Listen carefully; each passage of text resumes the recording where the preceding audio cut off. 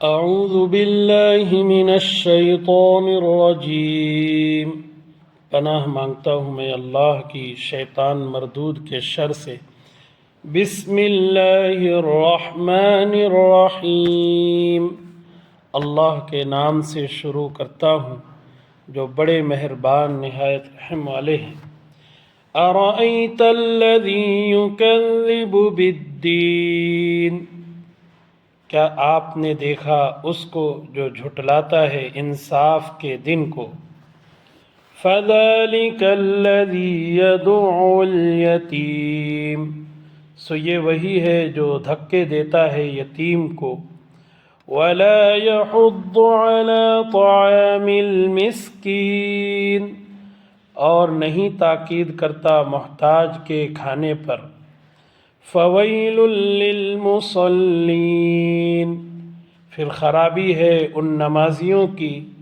الَّذِينَ هُمْ عَن صَلَاتِهِمْ سَاهُونَ، جو اپنی نماز سے بے خبر ہیں۔ الَّذِينَ هُمْ يُرَاءُونَ، وہ جو دکھلاوا کرتے ہیں۔ وَيَمْنَعُونَ الْمَاعُونَ، اور مانگنے والی چیزیں نہ دیتے ہیں، برتنے کی چیز جو مانگی جائے وہ نہیں دیتے ہیں۔ سورۃ الماعون قرآن کریم کی ان مختصر صورتوں میں سے ایک ہے جو عام طور سے ہم لوگ نمازوں کے اندر پڑھتے ہیں۔ 7 آیات پر مشتمل اس صورت کے اندر اللہ تبارک و تعالی نے معاملات سے متعلق اہم باتیں ارشاد فرمائی ہیں۔ اخلاق، معاشرت اور انسانی حقوق کے بڑے عظیم اصول اس صورت کے اندر بیان فرمائے ہیں۔ سورہ ماعون ہمیں یہ بھی بتاتی ہے کہ صرف عبادت کافی نہیں، بلکہ انسان کے اخلاق، معاملات اور معاشرے کے کمزور لوگوں کے ساتھ رویے کا بھی اللہ کے نزدیک بہت بڑا مقام ہے۔ اسی چیز کو اس صورت میں بیان کیا گیا ہے۔ صورت اور اس کا ترجمہ معارف القرآن حضرت مولانا مفتی شفیع صاحب رحمۃ اللہ علیہ کی کتاب معارف القرآن سے پیش کیا گیا ہے۔ حضرت مفتی صاحب ہی کی معارف القرآن سے خلاصہ تفسیر کے طور پر چند باتیں مزید آپ حضرات کے سامنے پیش کی جا رہی ہیں۔ پہلی آیت جس میں اللہ رب العزت نے ارشاد فرمایا، کیا آپ نے اس شخص کو دیکھا ہے جو روز جزا کو جھٹلاتا ہے۔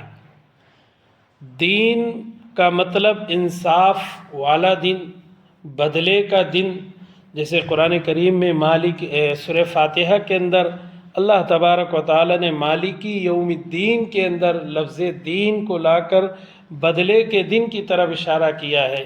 اسی طریقے سے یہاں پر بھی دین کا لفظ لا کر بدلے کے دن یعنی قیامت کے دن کی طرف اشارہ کیا گیا ہے کہ قیامت کے دن کو جھٹلاتا ہے وہ شخص۔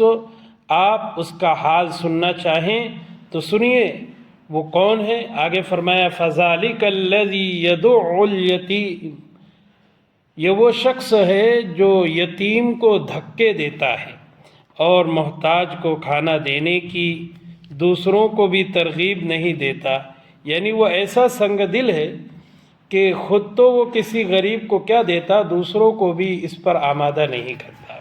اور جب بندوں کا حق ضائع کرنا ایسا برا ہے تو خالق کا حق ضائع کرنا تو اور زیادہ برا ہے۔ اس سے ثابت ہوا کہ ایسے نمازیوں کے لیے بڑی خرابی ہیں جو اپنی نماز کو لاپرواہی کے ساتھ انجام دیتے ہیں، پڑھتے ہیں یعنی چھوڑ دیتے ہیں، غفلت اور سستی کا معاملہ اس میں کرتے ہیں۔ جو ایسے ہیں کہ جب نماز پڑھتے ہیں تو ریاکاری اور دکھلاوے کا معاملہ کرتے ہیں۔ الزکوٰۃ بالکل ادا نہیں کرتے، کیونکہ زکوٰۃ کے لیے شرعاً یہ ضروری نہیں کہ سب کے سامنے ظاہر کر کے دے، اس لیے اس کو بالکل نہ دینے سے بھی کوئی اعتراض نہیں کر سکتا، بخلاف نماز کے کہ وہ جماعت کے ساتھ اعلانیہ ادا کی جاتی ہے، اس کو بالکل چھوڑ دے تو سب پر نفاق ظاہر ہو جاوے، اس لیے نماز کو محض دکھلاوے کے لیے پڑھ لیتا ہے۔ تو یہ خلاصہ تفسیر جو حضرت مفتی شفیع صاحب رحمۃ اللہ علیہ نے اپنی کتاب معارف القرآن میں پیش فرمائی ہیں۔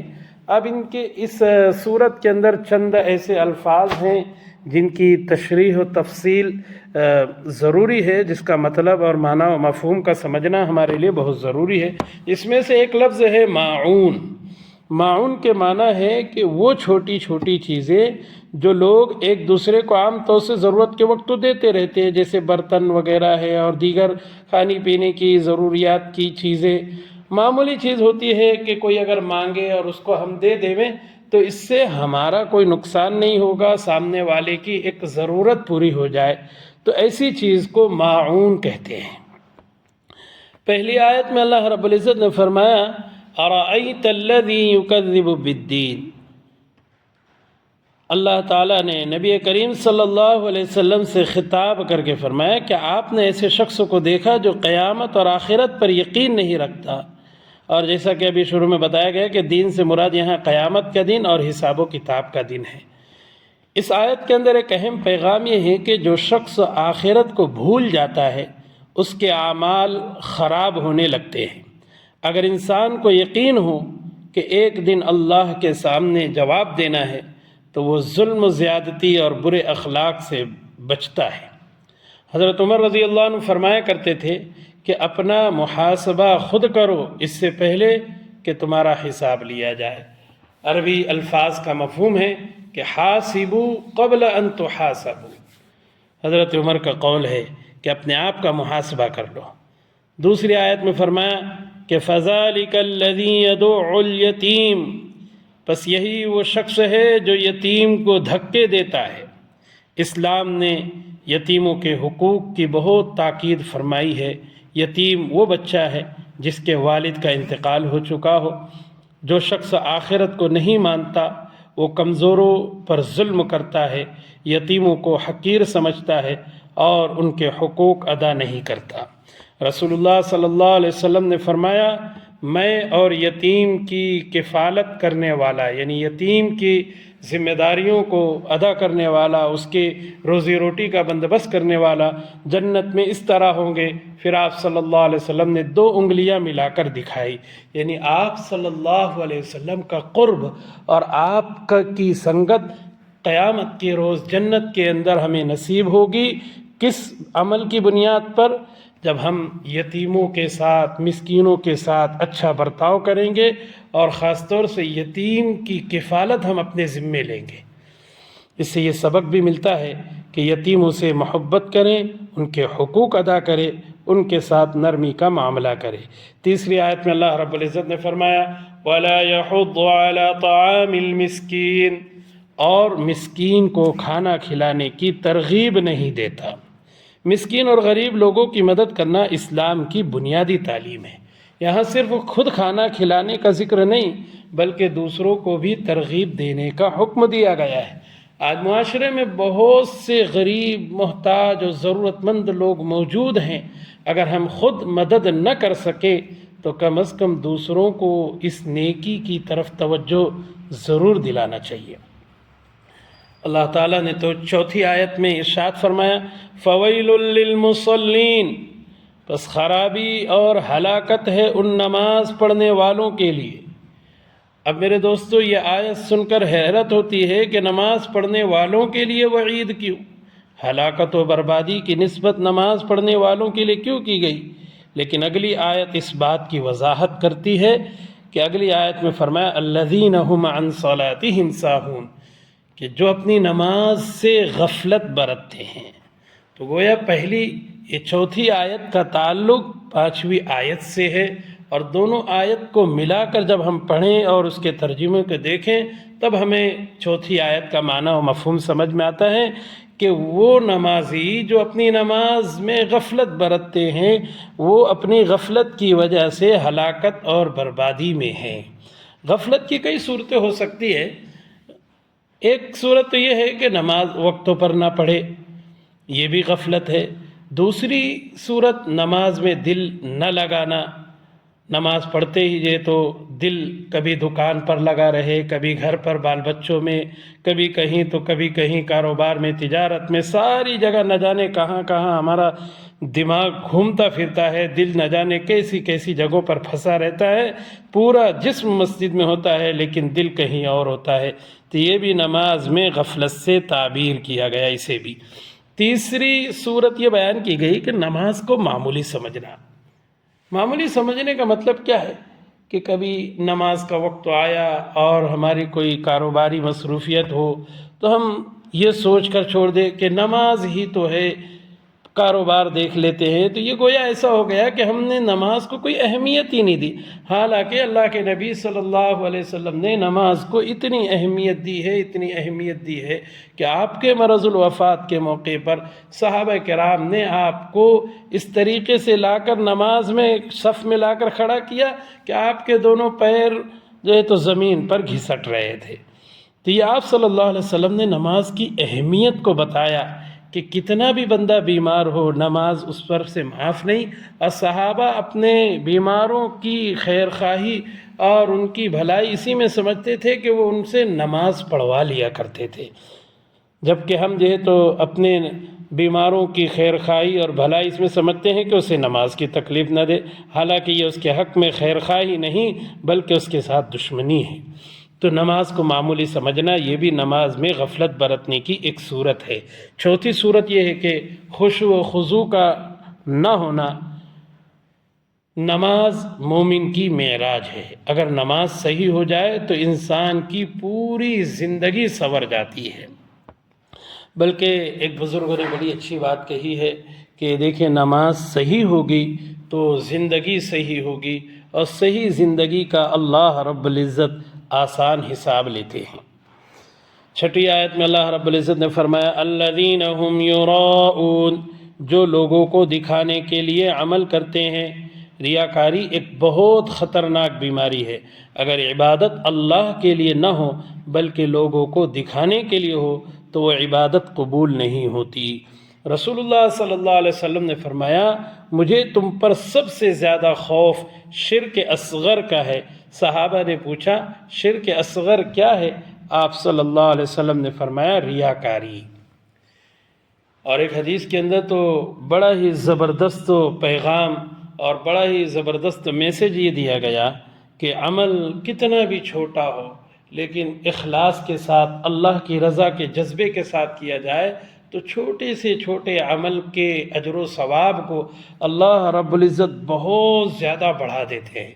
روایت کا مفہوم اللہ کے نبی صلی اللہ علیہ وسلم نے ارشاد فرمایا کہ اگر کوئی بندہ اخلاص کے ساتھ دل کے خلوص کے ساتھ کھجور کی گٹھلی کے برابر بھی کوئی چیز اگر صدقہ کرتا ہے اللہ رب العزت اسے احد پہاڑ کے برابر اجر و ثواب عطا فرماتے ہیں، اور اگر کوئی شخص بغیر اخلاص کے احد پہاڑ کے برابر سونا بھی خرچ کر دے وے تو کھجور کی گٹھلی کے برابر بھی اسے اجر و ثواب نہیں ہوگا۔ گویا اعمال کی قبولیت کی ایک اہم اور بنیادی شرط اخلاص کا دل میں ہونا ہے۔ نیت کو درست کرے، ہر عمل اللہ کی رضا کے لیے کرے، لوگوں کی تعریف کی خواہش نہ رکھے، یہی بات اس آیت کے اندر بیان کی گئی ہے۔ 7ویں آیت میں فرمان باری تعالی ہے وَيَمْنَعُونَ الْمَاعُونَ، معمولی چیزیں بھی دینے سے روکتے ہیں۔ اور ہم نے ابھی شروع میں بتایا کہ معاون کا مطلب کیا ہے؟ عام طور سے گھر میں استعمال ہونے والی وہ چیزیں کہ اگر کوئی مانگنے آئے اور ہم اسے دے دیں تو ہمارا کوئی بہت بڑا نقصان اور کمی نہ ہو اور سامنے والے کی ایک بڑی ضرورت پوری ہو جائے، اسے معاون کہا جاتا ہے۔ معمولی چیزیں بھی دینے سے روکتے ہیں ایسے لوگ۔ اسلام محبت، تعاون اور بھائی چارے کا دین ہے۔ چھوٹی چھوٹی مدد معاشرے میں محبت پیدا کرتی ہے، جیسے کوئی مانگنے آئے تو برتن دینا اور سامان وغیرہ دینا، پانی پلانا، راستہ بتانا، ضرورت مند کی مدد کرنا۔ جو لوگ چھوٹی مدد بھی نہیں کرتے اللہ نے ان کی مذمت فرمائی ہے۔ آخر میں اس صورت کا مرکزی پیغام ہم یہ سمجھ لیں کہ اس صورت میں 4 بڑی خرابیاں بیان کی گئی ہیں۔ ایک، یتیموں کے ساتھ برا سلوک، دوسرے غریبوں کی مدد نہ کرنا، تیسرے نماز میں غفلت برتنا، چوتھے ریاکاری اور معمولی مدد سے بھی انکار کرنا۔ یہ 4 اہم خرابیاں، بڑی خرابیاں بیان فرما کر مسلمانوں کو ان خرابیوں سے بچنے کی اور اس سے دور رہنے کی فکر اور ترغیب دلائی گئی ہے۔ عملی طور پر ہمیں یہ سبق بھی ملتا ہے اس صورت کے ذریعے سے کہ ہم اپنے ایمان کو آخرت کے اوپر مضبوط رکھیں، یتیموں اور مسکینوں کی مدد کریں، نماز کی پابندی کریں، اخلاص پیدا کریں، چھوٹی چھوٹی نیکیوں کو معمولی نہ سمجھے، لوگوں کے کام آئے۔ معزز سامعین، سورہ ماعون ہمیں یہ سبق دیتی ہے کہ حقیقی دین صرف عبادات کا نام نہیں، بلکہ عبادات کے ساتھ اچھے اخلاق کا ہونا بھی ایک ایمان والے کے ایمان کی تکمیل اور اس کے دین کے کمال کی علامت ہے۔ اللہ تعالی ہمیں اس صورت کے پیغام پر عمل کرنے کی توفیق عطا فرمائے، ہماری نمازوں کو درست فرمائے، اخلاص نصیب فرمائے اور معاشرت اور معاملات کے اعتبار سے ہمیں مضبوط رہنے کی توفیق عطا فرمائے۔